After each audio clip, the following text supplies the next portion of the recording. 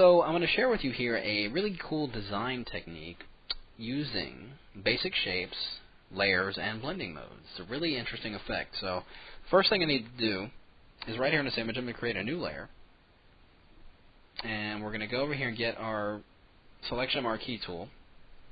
And right over here around the eye area, I'm just going to draw a box. And holding down my shift key, I'm just going to go anywhere on this image, trying to keep it in the vicinity of the face though, and I'm just going to draw some arbitrary boxes just anywhere on this layout. Maybe a small one there, maybe there's a square here, about like that. And with that layer, that new layer active, I'm going to bring out my swatches palette, and I'm going to use varying shades of gray to build this design. So in this particular one, I'm going to go with relatively neutral gray, about 50%, and using my Alt Backspace or Option Delete, just fill that layer and deselect, and then we'll create a new layer. Let's click on that new layer right there, and with that same marquee selection tool, I'm just going to start drawing more shapes in here. And holding down that shift key, we'll add some more. And you can see what I'm doing here is actually building these shapes around the face, because that's the main focus of our image here, of course. And I'm purposely overlapping where some of these boxes are appearing, and you'll see why in a minute, and it has an interesting effect when we're done. So I've got a few boxes there. Let's put one right about in the middle here. Actually, let's make it a long one. I like that. And with these, I'm going to use a relatively lighter shade of gray. Let's do that. And then again, we'll create a new layer. And with that selection marquee, we'll just draw some more boxes here. Maybe draw a big one there. Something like that. Like I said, there's no real rhyme or reason to where I'm placing these boxes. I'm just arbitrarily putting them any old place. But keeping in mind, I'm just trying to close in the vicinity of the face here. And we'll just do this. And with these, we'll go with a really darker gray. Let's fill those in. And we'll create one last layer. Draw in some boxes for these remaining areas. Now I'm going to intentionally leave some of these areas untouched by any of these shapes, and you'll see why in just a moment. And with this one, we'll go with a much lighter color, almost a white, but not quite. Maybe even lighter, maybe even white altogether. See what that does. So now I've got those varying shapes all built up around my face. Here. Her face. Not my face, her face. So with that top layer active, I'm going to double click on that layer icon and bring up my layer styles. And I want to activate a drop shadow on these. I'm going to turn off global light so we can see that it shifts right there. It looks pretty good. And I'm going to drop this distance to about 3. And maybe bring the size to about 4. And I'm going to drop this opacity of this drop shadow to about 50%.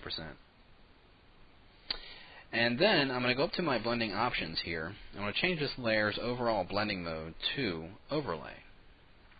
And you can see it, kind of an interesting effect that's getting there.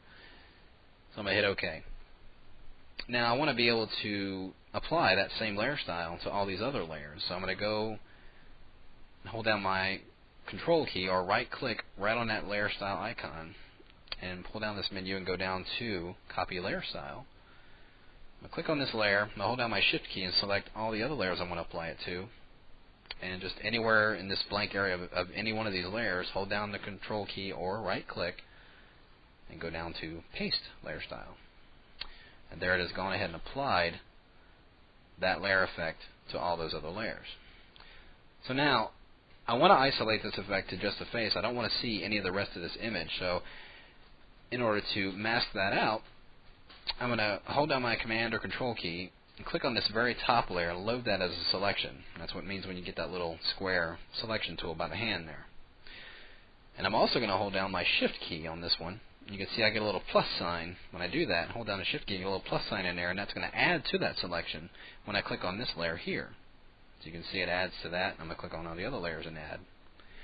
And here is a couple of small areas in here that aren't selected because I never drew any shapes in that area. So I'm going to hold down my Shift key and use my marquee tool and just add those to that selection. And next, With my background, or the original background layer selected, and that selection still active, I'm going to do Command or Control J to bring that selected area to its own layer. I'll turn off this background layer, and there you can see what we're getting is a pretty interesting effect. But we're not quite done yet. I'm going to bring up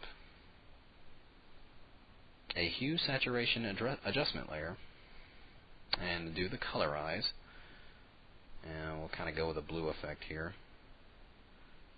And you can see, if I hit OK, we're getting a pretty interesting effect there. Now, this white looks like it might be a little harsh, so I could simply drop its opacity down and make it a little less intense, or I could turn it off altogether, and there you can see we're actually yielding a pretty interesting effect. So by doing this all on separate layers in varying shades of gray with different blending modes, I have a greater degree of control of how I can control the intensity of this design by turning off and turning on layers, dropping the opacity of them, really changing the intensity altogether. So it gives me a good deal of control, and it yields a really interesting effect, like as if it were built up of several different shapes. So, and if I even really wanted to, I could go into that hue saturation adjustment layer and change the color. So I have a lot of control over this design aspect, even though as complex as it might look. I've got really simple control over it, how it looks in the end. So as you can see with some experimentation, it's a really interesting effect. And if I just add a white background here so you can see the finished product, really quite simple. Give it a try, and we'll see you next time.